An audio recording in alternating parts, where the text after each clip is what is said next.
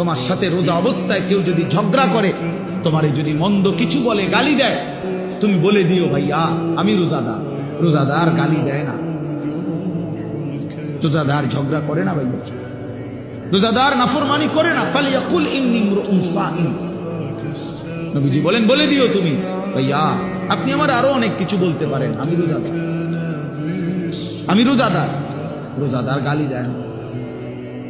রাসূলুল্লাহ সাল্লাল্লাহু আলাইহি ওয়াসাল্লাম বলেন লাইসাল মুমিনু বিত্তাআন ওয়ালাল লাআন ওয়ালাল ফাহিশ ওয়ালাল বাদী।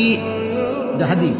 নবীজি বলেন মুমিন খোঁটা দানকারী হয় না, খাবাইয়া 10 টাকা খাবাইয়া আবার এক সপ্তাহ পরে দাদা এদিনও তো তোরে 10 টাকা খাবাইলাম না, এতে না খাওয়ানি ভালো ছিল। তা আল্লাহ নবী সাল্লাল্লাহু আলাইহি ওয়াসাল্লাম বলেন মুমিন খোঁটা দেয় না, অনুগ্রহ করে কি দেয় না, খোঁটা দেয়। ওয়ালাল লাআন, মুমিন কাউকে লানত দেয় না। ওয়ালাল ফাহিশ, মুমিন অশ্লীল কথা বলে না। ওয়ালাল বাদী, মুমিন নোংরা চরিত্রের হয় না। হাদিস আল্লাহ রাসূল সাল্লাল্লাহু আলাইহি ওয়াসাল্লাম।